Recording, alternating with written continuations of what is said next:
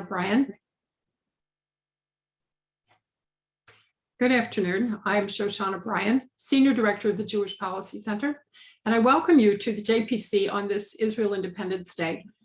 A wonderful and awe-inspiring day, but 2020 will forever have a terrible asterisk marked by a terror attack on the Israeli town of Elad that has killed, at this point, 3 people. Please let's take a moment to think of them.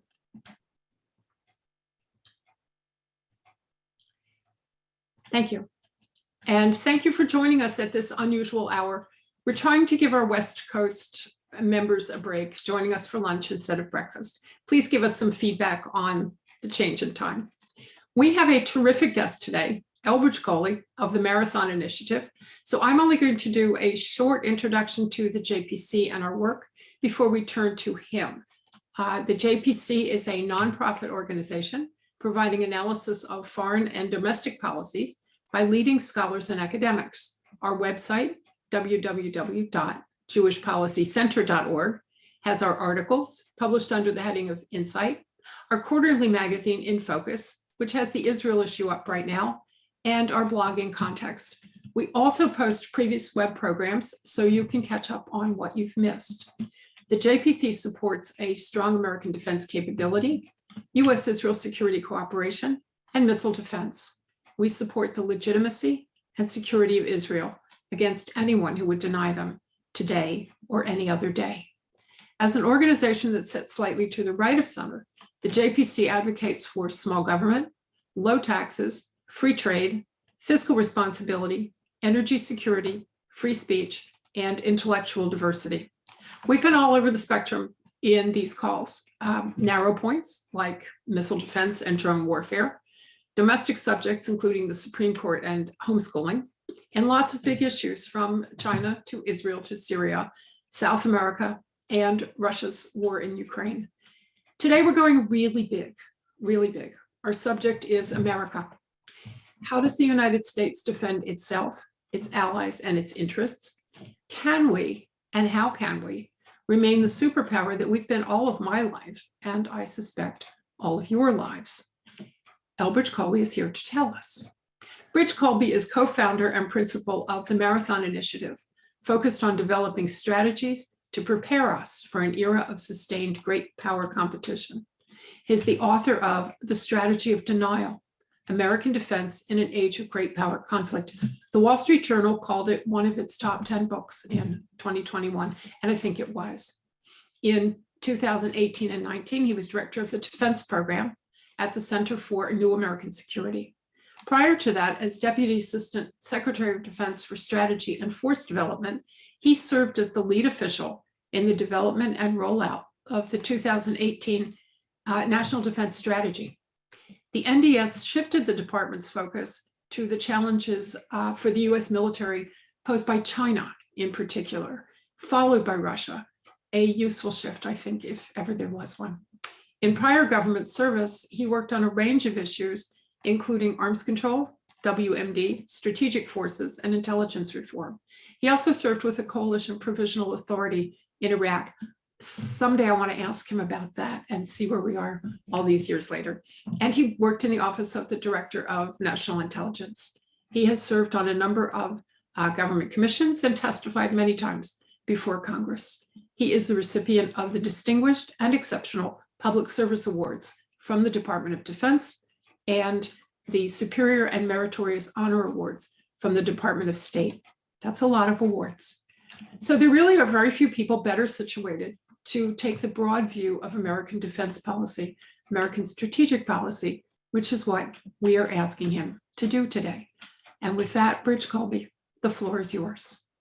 Well, thank you very much, Shoshana. That really flattered by your kind introduction, and it's really a pleasure to be on with you and with the Jewish Policy Center.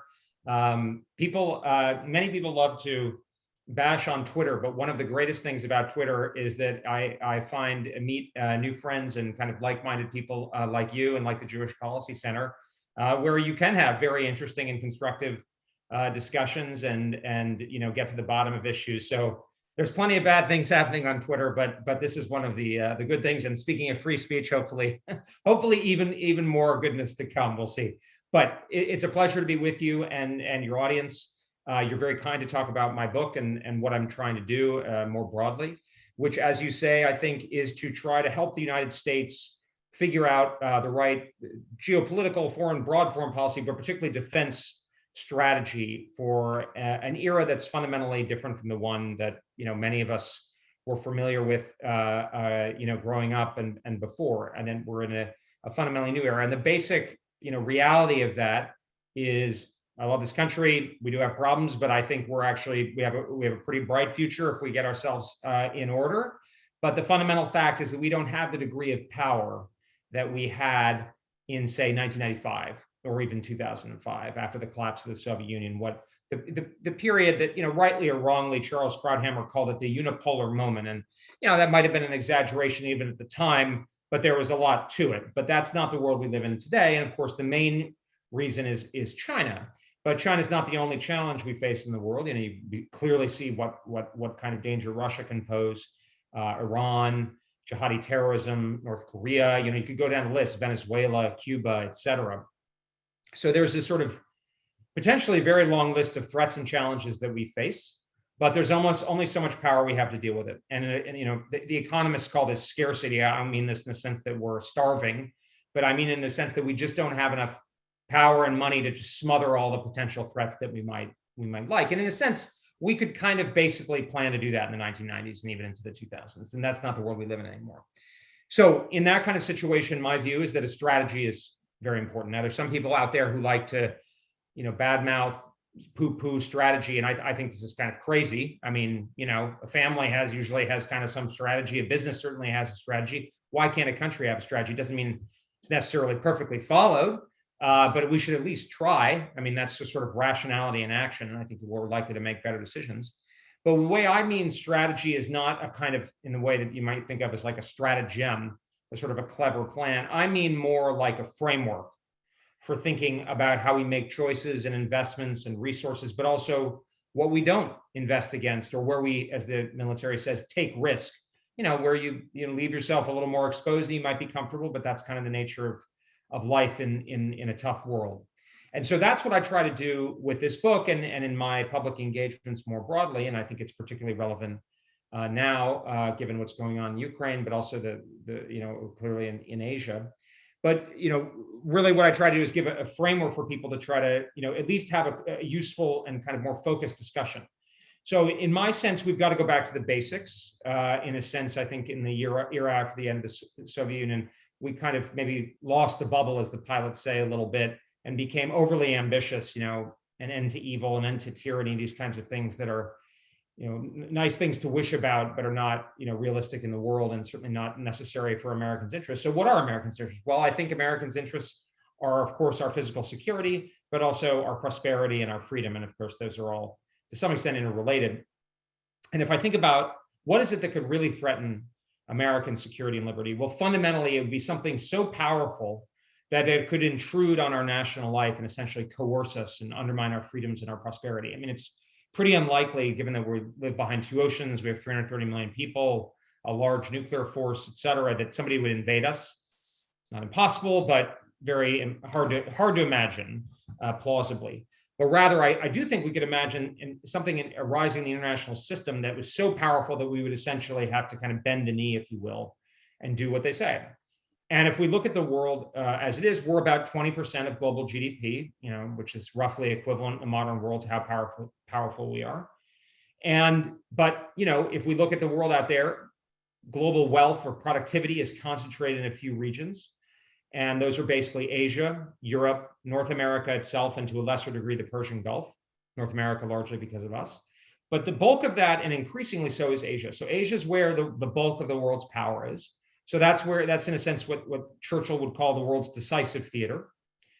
And the other thing is that by far the world's most powerful other state, and states remain the fundamental agglomerators of power. Non-state actors just can't build that much power. They can be dangerous, but they can be dealt with as well. By far the most powerful other state in the international system is China, which is roughly comparable in strength and economic size to ourselves, 10 times the size of Russia, just to give an example. And meanwhile, Asia is going to be 2 or more times the size of Europe's economy going forward. So, by deduction, that means that preventing China from agglomerating the power of Asia must be our primary foreign policy goal. And I think that is not pure speculation. If we look at what China's up to, that's precisely what they seem to be aiming for. And, frankly, it's not crazy, because if they could dominate 50% or more of the global economy, they'd sit on the top of the global pecking order. And we're quite used to that. So sometimes we take it for granted, the role of the dollar. We have the world's most famous universities, the world's most famous firms, et cetera, et cetera. Well, there's a reason that the Chinese want that too. And this is, I think, a lot of what things like dual circulation are oriented towards. So I think they, and they seem to be pretty open about pursuing this goal of regional domination over Asia as a stepping stone to global preeminence. And, I would stress I don't think they're Genghis Khan style going to try to conquer up all of Asia, but rather what they're thinking about is a kind of a softer, but still very real form. I use the term hegemony, which, they're not going to formally control all of Asia, but everybody's going to know who's boss and what the standards are and what the parameters are and where the money flows from and to and so forth. So that's our goal. Doesn't mean the other parts of the world are not important, but it means they're less important. That's what the nature of privatization. So we should act accordingly. We should have a strategy and a basis for dealing with those other theaters of the world and areas of the world, but we need to take account of that power scarcity. And so the question then becomes, how do we deny China dominance of Asia? The problem here is that in theory, it's very easy. It's something called an anti-hegemonic coalition, basically balance of power politics. So as old as states, the Peloponnesian War or what have you, you can find it. The problem is it's easier said than done because, yes, you can bring this coalition together in theory, Japan, India, all the countries that don't want to live under Chinese shadow or boot. But unfortunately, China has an ability to try to break that coalition apart, to get ahead of that coalition and try to split it apart in a way that collapses that coalition without having to fight everybody at the same time. That's China's best move.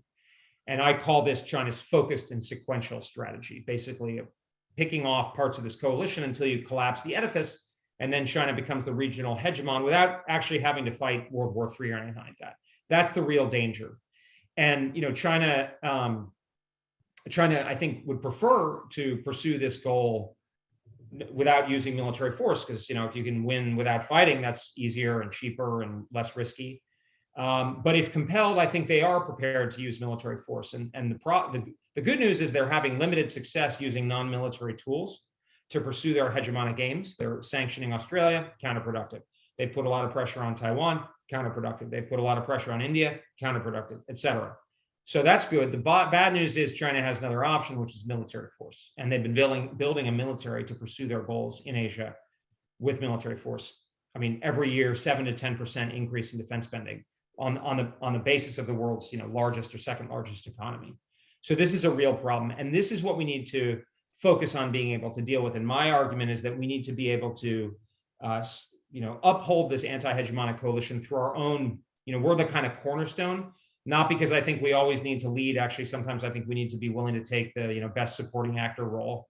But in this context, in the world's decisive theater, where there's only 2 Jupiter-sized planets in the solar system, there's us and the Chinese, that anti-hegemonic coalition is not going to work unless those countries in Asia think, hey, the Americans are going to be around, because they're otherwise going to think, well, yeah, I'd love not to be under China's thumb, but if my alternative is getting excluded from all the goodies that China has to offer, Belt and Road and so forth, and get under the laser microscope from China and be really punished for sticking my neck out, maybe I'll cut a deal. And that's just human nature, right?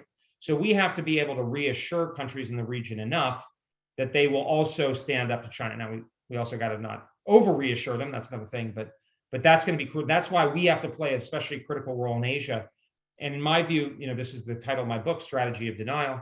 A lot of that is about a military defense of our allies in this coalition, basically countries we're particularly connected to, sufficient to defend them from a Chinese invasion. And kind of long story short, if we can defend them from a Chinese invasion, I think they will be protected enough to stand with us. And if we can do this for Taiwan, which, although we don't recognize it as a state, I think we're effectively, it's effectively an ally from a kind of military perspective, strategic perspective. Then, we can, by extension, defend Japan and the Philippines and Australia. So we'll be in a good shape. So if we can do that, the Chinese hopefully will be deterred, and they'll look at other methods to pursue their interests and their influence. But those ones will be ones that we will be better able to deal with. So that's the good news. It's actually a relatively low standard, but because China is so strong, it's going to be difficult for us to pursue. And of course, it has the advantages of proximity and all these kinds of things. So my thing is like, we got to laser focus on getting this problem right now. And if we have to leave other things behind, so be it. Now, I think that's going to, so basically what we need our military to do is be able to defend our allies in Asia, particularly Taiwan, because if we can do that, we'll be good on the other things. Have a nuclear force that's able to deal with China and Russia together. And because I don't want to have a repeat, and I'm sure others don't, of 9/11, I want to have a ongoing counterterrorism enterprise that keeps that threat, to a minimum. And then I think in addition, it would make sense for us to be able to play a more supporting role. Supporting is not the right word, but a kind of a narrower role in NATO defense.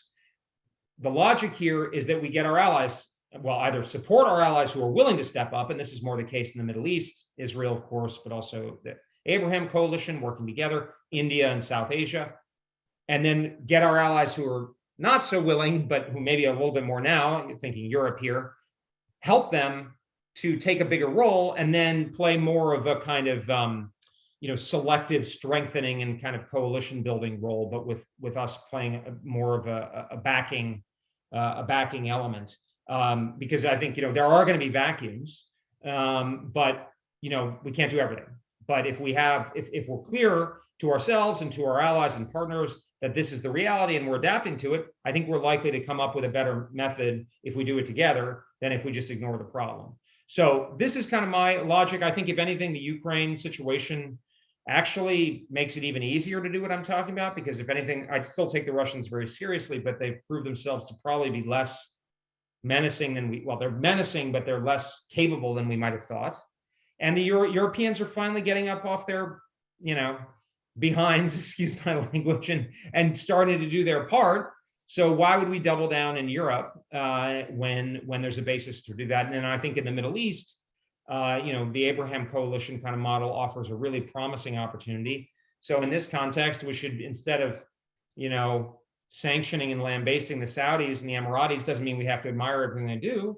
We should be bolstering their capability to stand up to Iran and so forth, and enabling them and Israel as well to work together to be more effective in that theater and help them where we can. But with that, Shoshana, maybe I'll turn it over to you for questions.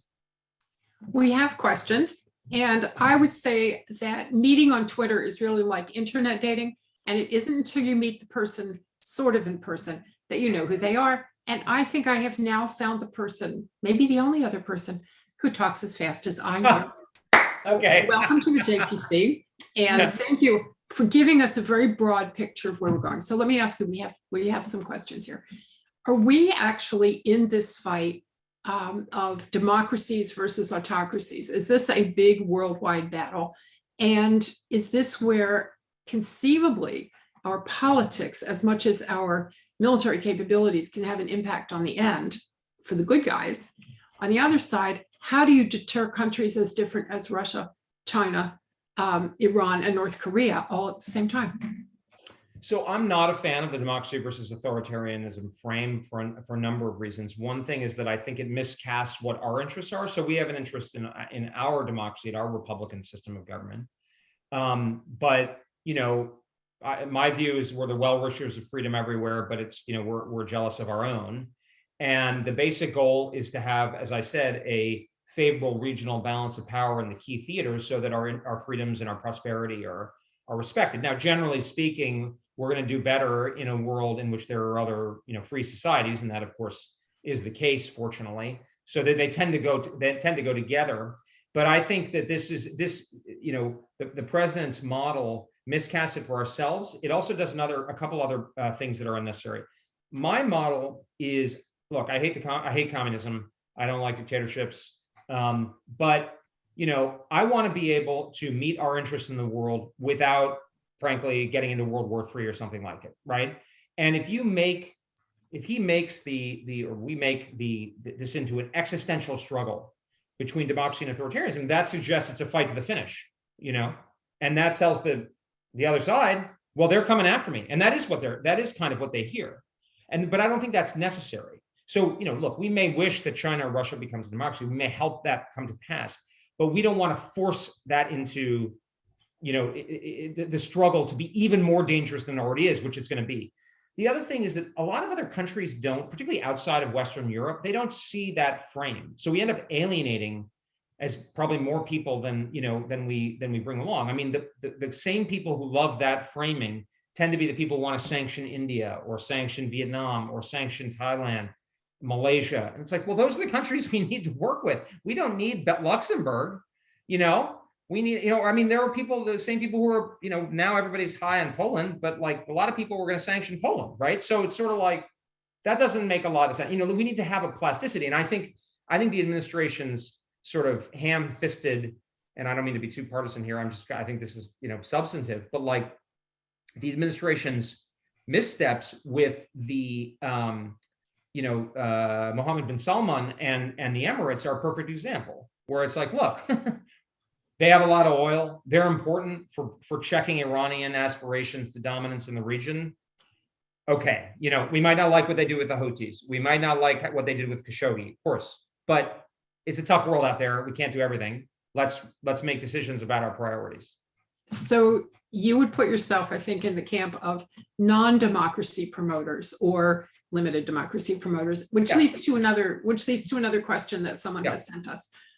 Was it only American greed, or was there some other agenda that the US was promoting when it brought China into a dominant, in some ways, political position in international institutions? Did we think that we were going to make a democracy out of China?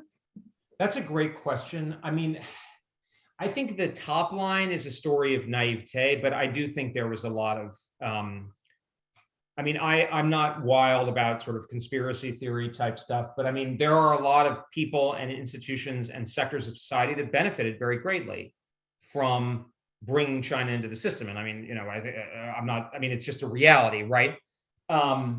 So I don't think, I think the sort of top, it was enabled and propelled in a sense by the sort of end of history mentality that the Chinese had no choice but to become like us and eventually to follow the rules, or it wouldn't matter because the power of the market was so great that they would have no alternative. But it was probably sort of a vicious or a negative kind of, because also people were making a lot of money, and that was also part of the story. I will say, I think as time goes by, I think that, for instance, I think we had very unsuccessful interventions in the Middle East, militarily. I think a lot of the people who are kind of behind those have sort of paid the price reputationally. That's sort of part of the common narrative politically. I think over time, the people who are most responsible, not only for bringing China to the system, but actually holding China to account, will look very bad, because I think that was our chance, because I think there's a strong argument that you needed to integrate China to some serious degree. But then I think the counterpoint, and this was, I believe, was the argument of the Clinton administration, was we are going to hold them to account. Now, maybe that was just a fib. Maybe that was a fig leaf. But I think at least that made sense, that you're saying, okay, yeah, they're going to come in, but they got to follow our intellectual property rules. They got to abide by, whatever labor and environmental standards that we're going to set. And that didn't really happen. No, it didn't. It didn't happen. So moving back then to the practical issues of what people are doing today, and this will get to China in a minute, but in a very roundabout way. We seem to have discovered through the Ukraine war that a lot of things Russia told us about its military capabilities was junk. They don't appear to be as capable as they said they were. They don't appear to have all the technology they claim to have. And in the same vein, we know that Iran lies about a lot of its missile stuff and doctors its video. Is it possible that China is the same? And how do we know what to believe? You've made a good case for, you have to have military capability. Without that, whatever else you do isn't backstopped by the ability to protect yourself. How do we know? And in the case of Russia, and possibly in the case of China, if they're not going to do it conventionally, and Russia certainly doesn't appear to be able to do things conventionally, does that leave them with nuclear war options only? Should we be doing duck and cover? Should we be worried about Russia or China saying, look, I can't do it conventionally, I'm going to nuke? Great questions. I would say on the first one, look, we don't know. They don't know, probably. My feeling about the Chinese is there's already a bit of a discount placed on the capabilities of the Chinese in terms of, they're not considered, man for man or woman for woman, the same as US forces, but they have a lot of stuff. I mean, they have a 10x economy that's much more high technology than the Russians. They also have a significant number of advantages vis-a-vis Taiwan, as the toughest case, than the Russians do vis-a-vis Ukraine. The biggest problem for the Chinese is 100 miles of water, but Taiwan's tiny compared to China. It's very difficult to resupply, unlike Ukraine by NATO. There's, so there are some advantages. Plus, there was a good article on War on the Rocks by a guy who used to work with David Finkelstein, pointing out that Chinese are going to learn. They're adapting. I mean, even the Russians are adapting. So it's possible, but I mean, if I were Xi Jinping, what I would say is I'm going to make sure that I really scrub that People's Liberation Army war plan. And if they told me they need 2 missile strikes on that radio facility, let's make it 4, and they can produce that. You have the world's largest industrial base. The other thing, Shoshana, is a friend of mine was pointing out to me as an Army expert, saying, we would run out a lot of these munitions pretty quickly too. The Russians have run out, and look how difficulty we're having to recapitalize the Javelin and the Stinger. And some of these, I don't want to overstate it. We have, I think it is fair to say that we have the best military in the world. But it hasn't been put to test in a major state-on-state conflict in some ways since World War II. And, there's a lot of uncertainty all around. So I don't think that all of the uncertainty necessarily favors us. And my view is, let's not take anything for granted. Let's make real sure that we can defeat a Chinese invasion of Taiwan. Nuclear weapons, I take Russian nuclear threats and Chinese nuclear threats very seriously. I don't think that Russia or China, but particularly Russia, could anticipate fighting America without already having decided to use nuclear weapons. Even before Putin invested to recover Russian nuclear forces, conventional forces, he recovered Russian nuclear forces, put an immense amount of money and capital and political effort into that. So I assume that's not purely symbolic. And if he's so brutal that he's willing to do these atrocities in Ukraine, I think he's probably willing to use nuclear weapons. So I don't think this means we should just back off, but I do think it means we have to thread a needle between, support, not being intimidated to support the Ukrainians, but also not taking it too far. And, there are a lot of people getting carried away and saying we need total victory and stuff. And it's like, well, in a world of nuclear weapons and superpowers, you don't get victory. We'll be lucky if we get out with a satisfactory outcome and, we all have our heads attached to our bodies. So here's the question I wasn't going to ask. In your view, you think that Russia has already made plans for the eventuality that it might need nuclear weapons? I'm going to assume that China has done the same thing. And I think we have those plans too, but the question is, do you think we would do it? And that's, as I say, a question I wasn't going to ask. I can't imagine us doing it. Well, so I think, I've gotten in these debates about whether the United States should take a formal policy of what's called no first use, whether we'd be willing to use nuclear weapons first or not. And I'm against it. But I think the prospects of our using nuclear weapons first is pretty remote. I could imagine some scenarios, probably vis-a-vis China, that involve military employment, against ships, for instance. But I think I think it would strain credulity to think that we would be particularly excited about going first. Now, if the Russians or the Chinese did it, I think we would. But the question is, would we use it in a way that would make a difference? But then again, I'm not president, and President Biden, his personal feelings on this are closer to not wanting to use it, it seems. Right.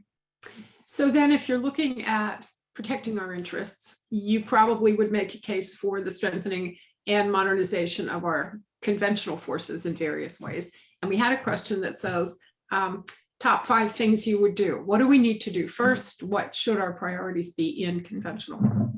This is a great question. So one of the things I try to do, and in the book also, is I tend not to look at the particular puts and takes or platforms, and there are people who, and it's obviously critical, but there are people who do it better than I, but rather to give us, the scenarios that we need to prepare for and the kind of political boundaries within which we need to prepare. So my big point is, let's be able to win a Taiwan fight by defeating the invasion. So if we know that that's the scenario, that's actually a more productive way. So the military planning process is largely about scenarios. It's called threat-based. So we're planning to say, if you're planning for a Taiwan scenario, then, okay, I know I need to sink ships and shoot down aircraft and kill or, debilitate forces that have landed on the island within a certain time frame. And so if you look at what the Marines are doing, that's the kind of thing. So it's actually more than 5 things, because you need to transform the way you communicate. You need to build different kinds of missiles and air defense system and logistic structure, but they're moving in the right direction. And actually, you don't know, one of the things, there's a lot of criticism of the Marines right now. I think it's unjustified. I think they deserve to be applauded for what they're doing. But part of it is actually experimentation, because a lot of things you don't know when you start, because it's a product of what technology is going to, and how are the forces going to be able to use certain things. So one of the things we were trying to do in the National Defense Strategy in 2018 was start this process, because you don't know at the beginning, but sometimes people say, I've developed this thing over here, and this allows me to do this thing. But now if I bring this thing over here, I can do this thing. And now this is a big change. This is what happened in the 70s in Europe, where there's something called ground moving target indicator, and then we had long range precision munitions, and then we had, all weather kind of surveillance. And suddenly we could attack Soviet forces behind the front line, second and third echelon forces. And this revolutionized the battlefield and ultimately had political effects. And this is the kind of thing that we want to precipitate. And it is starting to happen. The Air Force is now also following suit. So that's encouraging. A couple of people have asked if we can afford this. We have inflation, we have debt, we have all these sorts of problems. Will the American people pay for it? So one of the things I find irritating about many of my Republican good friends on defense issues is they automatically reach for let's double defense spending. And I think that's I don't think it's very credible. I don't think it's very responsible. And I don't think it's very plausible.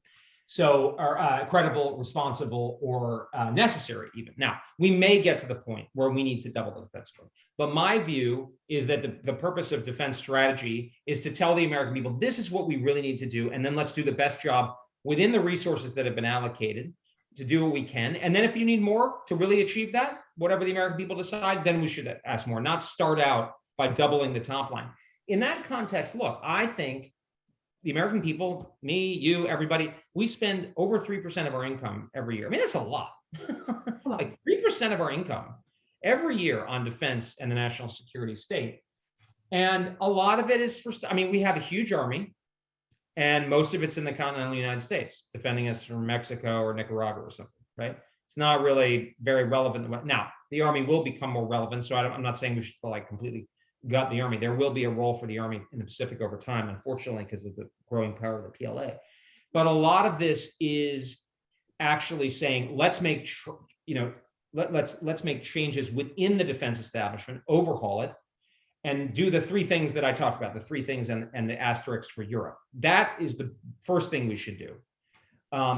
And then if we can't do that enough, or if Congressman Johnson says stuffs back in all of the useless planes in his district, well, then we're going to have to pay a tax. Then I think we should increase it. If our political system can't get those 3 things done, then let's put money back in the system. But I think we should think about it more like these are the things we should achieve, and we should do them as inexpensively as possible. And by the way, we shouldn't be spending to supplant our allies' spending. Our allies should be getting off their duffs and spending as well. And that's only fair, and it's necessary.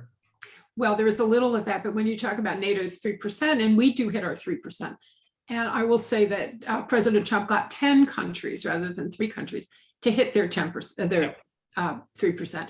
However, 3% of, Lithuania's budget for defense is a little different than 3% of ours, or 3% of China's, or even 3% of Germany's. So it's not really just percentages. And you pointed to what, in my opinion, is a huge problem, and that is how we spend our money.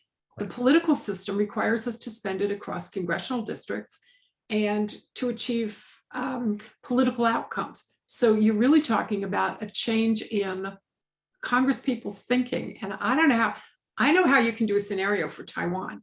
I don't know how you can do a scenario for changing congressional thinking. I think I'm a little less cynical on that one.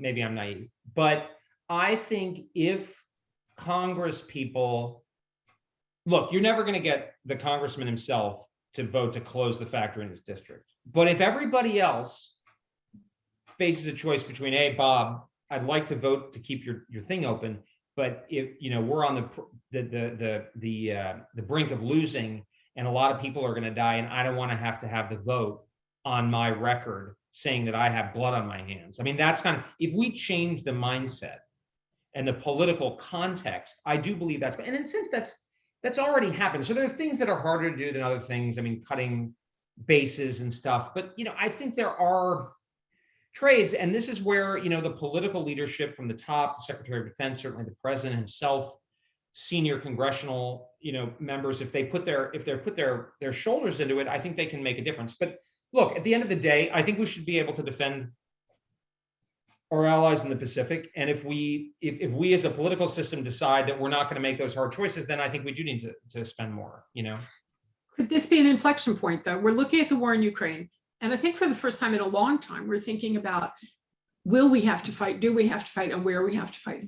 And this is not a comment on any specific administration or Congress, but is this a moment where Congress and an administration could use the opportunity to educate the American people about what we might want to see as our role in the world? I think so, but yes, but I'm a little worried that we're getting over-focused on Europe. That's the problem. And that's good that we understand that the world is a tough place, and there are, as what the great old Reagan ad, there's a bear in the woods. I mean, there's a bear in the woods, like there are dragons out there, dragons and bears. Doesn't mean we need to go out and spear every monster. We shouldn't. It's not our job to solve all the world's problems. But, you just look at the world, and there's only we are big enough to take on that dragon. So I think that's good. But my concern now is there's a almost like I would say kind of almost like carried away focus with Europe, and Europe is not the primary place that we need to be worried about. And a lot of this is about focus. It's not about, just getting involved anywhere. Actually, on this one, I think I'm less cynical than you, which is unusual for me, because I'm more cynical than everybody. But I do think that between COVID and Shanghai and Hong Kong, and now you add to it China supporting Russia in a variety of ways, not physical ways. Yeah. Americans have become much more skeptical about China than they were prior to the outbreak of COVID. So maybe again, inflection point about who our friends are and who's out there that might wish us ill. So it's just. I actually think you're right in the sense that, I've been struck. There was an article in the Wall Street Journal the other day about, it's more the Republican primaries, although I think it's an issue on the Democratic side too, but just how central the China issue is. I say it's a little trite and cliche, but I think the voters are kind of more attuned to it than the elites, because, to the point about cui bono, about the, benefits from China. It's been concentrated in places like Wall Street and Hollywood and stuff like that. So, it's clearly a very potent political issue, and that suggests people. And it's interesting because, you could have a situation in which people were really up in arms about China, but they didn't see like the Taiwan issue as significant. But actually the polling that I've seen, and polling is always kind of impressionistic, but the polling I've seen has actually shown increased support for Taiwan and defense of Taiwan. And I think that's actually intuitively, it's sound, because it's more about China than it is about Taiwan. And people see China as the problem, and we need to stand up to China. And, it's not always clear the exact strategy logic. People have lives, they have jobs, it's like, that's not what they're thinking about. But I think that's basically right. Yeah, they have lives and jobs, and their sons don't get drafted. So there really is a difference between how we see things, I think, in the all volunteer army era, and we previously did in the Cold War and the draft era. So it's just another thing that needs to be accounted for when you're doing it. So I know you have a hard out at 4:45. So I'm going to open a whole enormous new subject for you Okay. before you go, and you can deal with it as you will. One of the things that we used to focus on at the beginning of the millennium was the war against Islamic fundamentalism, or what we call the war on terror. Right. Do we still have one? Number one, are we still fighting it? Number two, and if it's over, who won? Want to do that in 4 minutes? Well, I think, I mean, I think you'll note that I said one of our 3 missions is that ongoing counterterrorism mission, which is, you can't fight the terrorism. I mean, I think we basically want to stop large, significant, ideally any terrorist attack, but especially significant terrorist attacks against the homeland, or, also our allies to the extent possible. And it's sort of, if we've got the eye on the baddies, we'll probably pick up that they're planning against Canada or the UK too, right? So it's kind of a spillover net benefit. But here's what I'll say. I think that we've actually figured out how to do it pretty well, in the sense that there hasn't been a major, thank God, there haven't been really, something on the order of 9/11, or even say the UK attacks or the Madrid attack, or Mumbai, the 2000s in the United States. And of course, knock on wood that'll continue, but that's not a coincidence. Some of that is the military. A lot of that is intelligence, law enforcement, kind of partnership work, checking your I's and dotting your T's, or other way around. But, that kind of thing. But I think we need to keep on that. But the key thing there is to get that into a more sustainable, sort of, efficient model, and that particularly in the military side. Instead of, we're out of Afghanistan, but instead of using our most advanced fighters to go find, some guy in a shack in like rural Somalia, let's have a drone that is a lot cheaper, maybe the French are operating it or something. That's the model we want to move towards. But I think that's going to be an ongoing problem. I don't think we've won, we haven't lost, but it's a threat that's going to continue that we need to account for. So would you have said that our posture in Afghanistan with 2,500 troops and a lot of surveillance capability was a decent posture? We could have kept that. I'm not second guessing the administration. I'm not. But no. I supported the withdrawal because I believe that we need to focus. I don't think we were going to get to some kind of really satisfactory, stable outcome in Afghanistan that would justify significant further effort. And my understanding is that 2,500 number was contingent on our not staying, that the Taliban were basically withholding based on the idea that we were going to withdraw. Now, I think the withdrawal was catastrophically handled, and I am always skeptical of arguments about incompetence or these kinds of things, but that one actually I think was incompetent. Like, if you're going to withdraw, you should assume that the thing might fall apart. They were all going on vacation. Now, actually, in my framework, you could have a different view about Afghanistan. You could agree with everything I say in my book and say, hey, it was worth in Afghanistan. So that's one of those contexts. But at the end, I remember I was talking to somebody earlier. I had the privilege of interviewing Andrew Marshall, the famous Pentagon strategist whose nickname was Yoda before he passed away, when I was doing the defense strategy. And he was talking about how important it was that we got after Vietnam, we weren't focused on Southeast Asia. We got focused again, the way I was talking about, on Europe and the Soviets and blah, blah. And I said, well, okay, but the same thing is happening in Afghanistan. I'm paraphrasing, but basically I was like, is there a way that we can do the same thing with China without losing in Vietnam? And he said something to the effect of, like, not that I know of. So, I think it could have been done better, but I don't think there was some super elegant solution that would have allowed us. And it was a significant, every increment matters. The thing about conventional war, I'm not Napoleon here, but the thing about these kinds of things is that relatively narrow gaps or turns can have outsized effects. My favorite example is the 1940 invasion of the West by the Germans, where they happened to lose their plans and they changed the plan. They went through the Ardennes and they split the forces, and then huge outcome, but that was not fated. So if we're 92% of the way there on Taiwan, but we don't make it, we still lose. And that's the thing, is kind of, I really want to be sure that we're not just short. So on that note, we've come to the end of the time that you have to give us, and I appreciate it. And I feel like I learned a lot. I think everybody learned a lot. I'll let you go, but you have to promise to come back. It would be a And pleasure. I really enjoyed it. So, and we I'm looking enjoyed forward it. to seeing you on Twitter too. Thank you. Thank you for a most enlightening afternoon. And everybody, send us your comments. We'd like to know what you thought. And we will be back with you next week. Elbridge Colby, thank you for a great Thank you, Shoshana. Thanks to the center. Bye-bye.